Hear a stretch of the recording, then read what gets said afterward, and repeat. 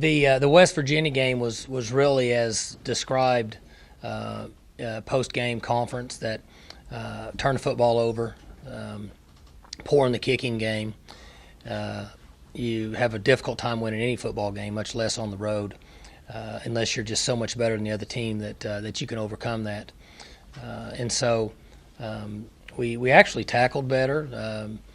That running back, number 3, they made us miss a few times, but he's a good player in our opinion. He's made some people miss, and so for the most part, defensively, I thought that we were in the right spot. We need to continue to work on avoiding pass interference calls. There was a couple times that we got a couple penalties in those areas we need to improve on, but we had 18 possessions on defense, and offense we left them hang out to dry a little bit there. We got to be better in those areas, and got to have a balanced attack on offense. It's hard to throw the ball for a bunch of yards and not rush it any at all, and have a balanced attack and in our system and what we believe in, and be effective offensively and scoring points. So it's really pretty simple. Pour in the kicking game and turn the ball over. Mike, what's wrong with your offense? I mean, is it a combination of block better, run better, throw it better, catch it? I mean, it doesn't seem to be there's one area you can fix. It seems to be several. We have to have balance. And then in the last couple games, JW's been average throwing the ball. And there's been times when we haven't blocked as well. And I think the one area that I've tried to stress is that in our offense, the way that we function, we have to have balance in throwing and play pass, in running, in misdirection, in reverses, in catching. We had some drops. There were a couple times we had chances to catch the ball, run in the end zone and score and take the lead, and we didn't. So what you're saying is correct. There's just been a combination of certain things that have given us some issues in that particular game. Is that fixable in a week, you think? I mean, are those things you think you've got some answers to? Well, I think that we identify where we need help, and then we come up with solutions, and then we work toward that. Whether you can fix, there are things you can fix, drops, more accurate throws, and getting on the right people and blocking schemes are things that you can fix in a week. But it just kind of snowballs on you. Well, for example, look what happened to them at Maryland last week. And when it kind of snowballs and you're on the road and you're not playing with a real experienced quarterback, at times you got to fight through it, and it's not as easy as what we would want it to be. Is there anything you say or do differently after a loss to make sure that previous game doesn't beat you again, that take it over? No, that question comes up all the time, comes up preseason. How do you handle your team? Wins, losses, a big win, getting ready for the next game, lose that when you think you had a chance or you should have won and you lose a game. It's the same every week for us. I mean, we get a chance to play 12. If you do well, you get to play 13. And we have to approach it the same every week, and it's all about starting last night up through Thursday's practice and walk through on Friday. And it never really changes for us. There's times, a considerable number of times the last few years that we're in this situation. We're ranked in the top 10 in the country, and you're worried about them looking past an opponent. And now we're saying that we've got to put that one aside and get ready for the next opponent. So it's really the same every week. Kicking game. How do you fix that, and what are your problems there, and how do you approach that this week? Is it just experience? I know he's a young kid. I mean, he's got to kick it through the goalpost. And the funny thing is that, not funny, but the interesting aspect of it was he hit the ball pretty good. He just obviously lined up wrong, and it doesn't do any good if you hit it good if it doesn't go through the goalpost. And with the punter, we had 2 poor punts. The other punts he had were really good. So we continue to teach, coach, and instill confidence in them and move forward to the next game. Mentally, those guys are different sometimes, or at least that's a stereotype. And you did some kicking back in the day. Would you ever try to get in those guys' heads and get them through stuff, or best just to leave them alone and let them work it out? Not a chance. Just like whenever you know you're wrong in an argument with your wife, you might as well just give in. You're just wasting your time. Well, it's the same thing in dealing with kickers and punters. These guys, in my opinion, for kickers and punters, are stable. We have had guys that were not stable, and I think they'll be fine. The kicker's just a freshman. And you say, well, we've seen freshmen that have come through and kick. I'm sure there have been. But for the first time, he's playing in front of 60,000 people on the road in a hostile environment and didn't kick as well as we want him to. But he has shown in practice that he has the ability to kick, and I feel like that he'll work through this. 1989, you start your coaching career here. 1989, Bill Snyder takes over the Kansas State program. All you'd ever known at that point was Kansas State was not very good.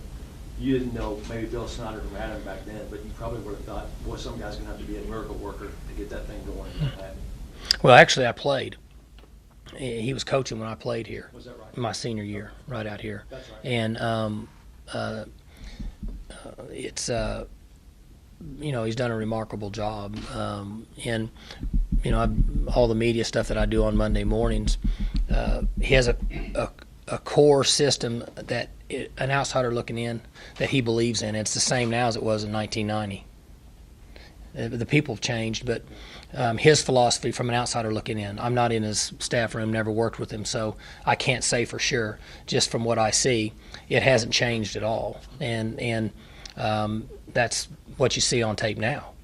I bring that up because it's something you said in the spring that was interesting.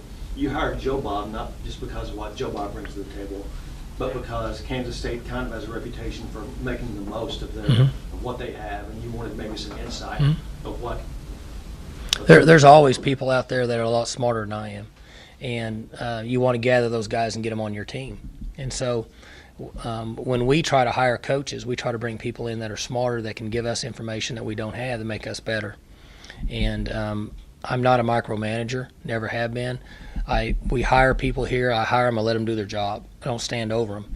And so coaches that have worked for other head coaches that have been successful in or with an organization at any level that doesn't have the benefits that some organizations at any level may have always drawn my attention. And Kansas State earns everything they get, in my opinion. Not taking anything away from who they are or where they're at or how they got there. That's just my opinion. Mike, I'm not trying to show off. I'm trying to make sure my memory is correct. You didn't start that game against Snyder's team, did you? You were hurt. And That's correct. Got pulled in to kind of get the comeback going, right? At halftime. How similar is your program to his program? Well, over history, I think that you have to give him credit for what Coach Switzer said a while back. At one time, he very well could have been the coach of the century for what he accomplished there from where they started, win-loss record up to that point. I believe it's correct. I'm not for sure. Kevin may know. But when I took over, Oklahoma State's lifetime here was less than 50% win-loss. Is that correct? We're only 10 games over right now. Yeah, we're only 10 games over. Don't get me wrong. I'm not comparing us to Kansas State. Okay? I mean, and I'm saying this with all due respect to him, and they pretty much just kept almost bulldozed the thing down for what they had done, for what he's accomplished. So I don't know that there's a fair comparison there. I think now, over the last 10 or 12 years, there's some comparisons there in the way that we battle the players that we recruit. We end up in recruiting battles with them, and there's some similarities in concept there. But he's got a lot of years on me when it comes to knowledge and being wise toward the game of football. Going back to Grogan, the perception is that the kickers come over here and do their own thing by themselves during practice. And so how much of him working through his stuff is just him doing it? How much is it Ty working with him? I guess kind of what's the process going to be like? Combination of both. But I think the easiest way to put this, and is as honest as I can be, is he's done it. But he hasn't done it out in front of a crowd yet. And so I feel like that he will. And it's repetition and timing, a get-off time to avoid outside pressure, protection's good, and then they work through it. It's really where you're at. Nobody felt worse than him. And, as I mentioned to Jimmy, I don't say a word to him. I never talk to Quinn because they live in their own world. And if there's ever an issue, then we deal with it. But until then, they have to learn to fight through it. Have kickers become a little bit like golfers in that they kind of have their own specialist and coach? Most colleges don't really have a coach that can teach the integral part of kicking and punting. We're limited to really 9 guys, and so very few coaches, if any, will have a guy that's been a great kicker, like Ray Guy or punter, and say, okay, we're going to hire you to coach him every day.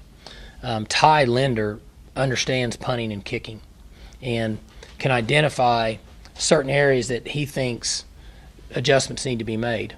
But those areas and that coaching takes place through communication through that punter and kicker. Because in most cases, in my history as an assistant coach and a head coach, they know more about it than their coaches because they've all had kicking coaches and punting coaches. Regarding head injuries, this is not the era when you played or before when they show you 2 fingers and you get to go back in the game. More so Even if you said there was one. Nowadays, You're in. It's a big, more of a safety concern than it ever has been. And it should be. I think that the medical world and our medical staff and the NCAA and the NFL and even trickling down into high school, we know more now about the dangers of blows to the head and multiple blows to the head, not just one, but over a period of 4, 5, 6 years, 7 years, and some of them that may not even be to a level of what we would call a mild concussion, the wear and tear on the brain. And I've been educated in the last few years more than I ever have been in 20 plus years of being in this game as a player or coach. And so the way we look at it is if it were my son, and I have 3 of them and that play the game, 2 of them now, but how would I want to handle it? And that's the way we approach it. There's a lot of gray area out there. I don't know that anybody really knows. There's testing, there's computer testing, and our people are very knowledgeable in it, and I just take a back seat. They come and tell me where we're at, how they're doing, and whatever they say, I'm okay with it. Obviously, he was ejected late in the game. But What's that? Obviously, he was ejected late in the game. Is there any update on Justin Gilbert? I'm not sure. I have not heard. The conference, in most cases, in a situation like that, has always contacted me on Sunday. If there was an issue, could be, we haven't. I don't know that we've ever had a player ejected for what he was ejected for, but any area that the conference felt like they were involved in, and I haven't heard anything from them. I turned my phone off. Sorry, have you considered? You guys didn't get that? I thought that was pretty good. Have you considered taking any disciplinary action? I'm going to wait and see exactly what happens through the conference, and then I'll sit down and have a discussion with Justin. Does Kansas State offense look any different now that they lost Colin Klein? I know they're running dual quarterbacks, and how challenging can that be to scheme for? A lot of similarities, what they're doing. They try to spread you out and use the back as an extra blocker and the quarterback run, and then they have another guy that comes in that's a runner, in my opinion. And the philosophies are the same. Mike, have you had any concerns about the play calling, or is it more of a matter of execution in your mind? We're not executing. We didn't execute at West Virginia. I don't have any concerns with our scheme and the play calling. We didn't execute. We turned the ball over. What's the status of the team's health? Any guys new injuries or anything? I never mentioned that anyway, just out of respect for the players.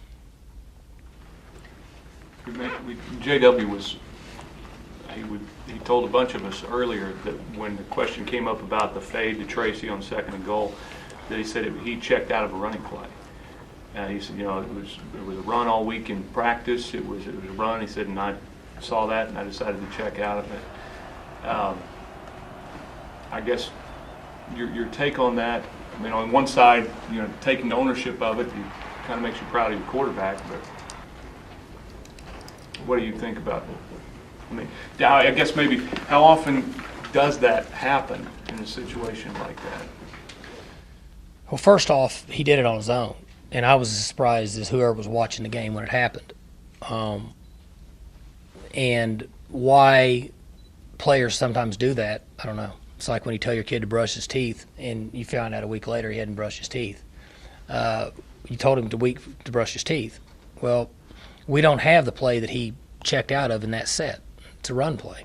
So I don't have an answer for you. Now, we've had the discussion. The offense staff had, Mike have, JW had. We've already went all over that yesterday. But I don't have a good answer for you. Other than you said, how often does it happen? Not very much. I'm going to go back to the first part of his question. The fact he could be real quiet about it and it's swirling around, the choice and the play call there. He took ownership of it.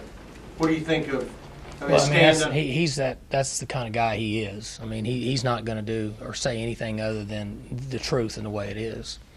I don't know if Mike has come through here or not. I don't know that Mike would have said either way. He and I haven't discussed that, but I doubt Mike would have said. He probably would have just said whatever. But it doesn't surprise me with JW. Are you surprised at, how fast?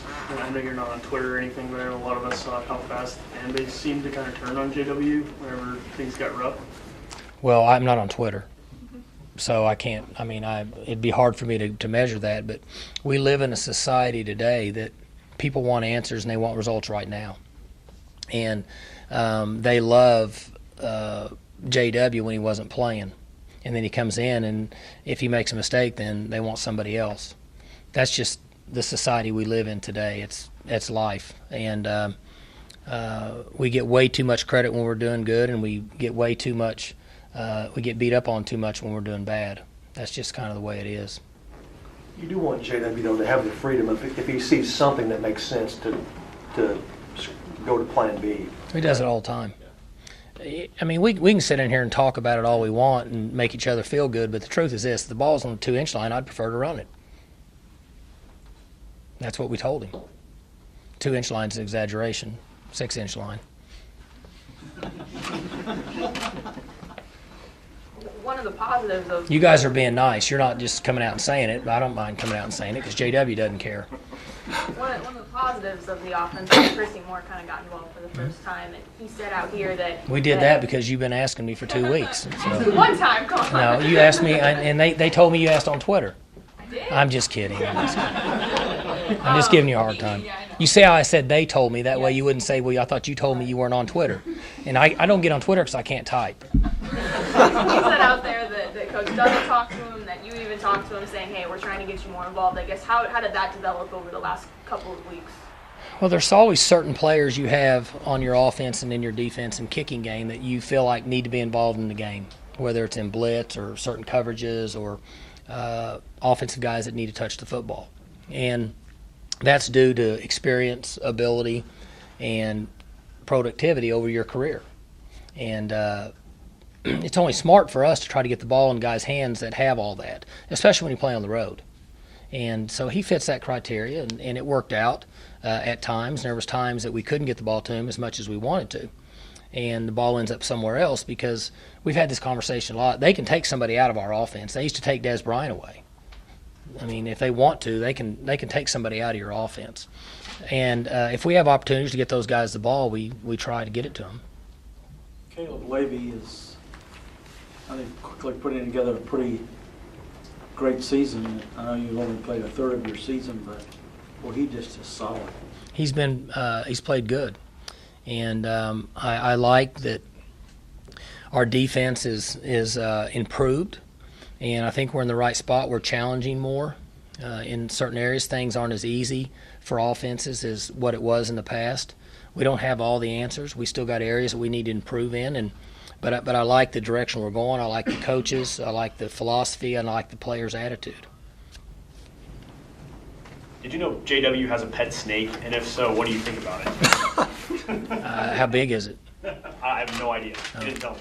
I was unaware of that. I don't know a lot about their personal lives extended past what I think I need to know if it happens after midnight. So if anything happens before midnight, I pretty much stay out of it. I was unaware of that. Does he have a name? Darla. She. She. How does he know it's a she? Not a clue. Does he strike you? Because the ones that I found on my farm, I can't tell if they're a boy or girl. I'm just giving you a hard time. Does he strike you as a snake guy, though? It's a little strange, right? Nowadays, you can't ever tell. I mean, we're going downhill fast. Your run game is consistently good, during your time here at Oklahoma State. Do you feel confident that the people you have, the personnel you have, it can be consistently good again the rest of the year? The thing that I mentioned to you guys over the last 3 months is that we have to have a balanced attack. We have to be effective, play pass, screens, misdirection, throwing it, all those different things, quick game to allow the run game to work. And then the pass game's based on that. Unless somebody goes into a game and just says, we're going to play this coverage and we're going to take one thing away and you're going to do the other. Okay? West Virginia didn't really do that. They were saying, we're going to try to guess with you and you got to be balanced. And we were not a very effective throwing team. Now, we ended up with a lot of throwing yards, but we threw it how many times? 40-something times? Okay? So the easiest way to put it is the approach they had on defense should have allowed us to be more balanced on offense. But because we weren't very good at one, we weren't really very good at the other, and then we turned the ball over, we don't get a rhythm, we're behind in the game, we're playing catch-up. But I think if you ask most coaches across the country that have an offensive background, they would tell you that maybe just over half the time, maybe 75% is a play blocked correctly. The rest of the time, somebody's got to make a play. And that's the situation we're in now. We've got to be able to make a guy miss and get up the field and score or get more chunk plays in the running game. That's really kind of where we're lacking right now. Is Rennie Childs getting close to being able to contribute? Or He gets some work, yeah. I also mentioned y'all in August we were looking for that extra guy, the younger guy to come in, and he's not there yet. He's working hard. His attitude's good. He's made some adjustments. But he's not to the point where we feel like that he's going to contribute in that fashion.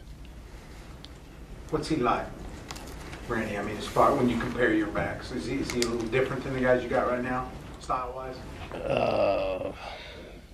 He's a 200-pound, I guess I'm just trying to think of how to compare. I mean, he's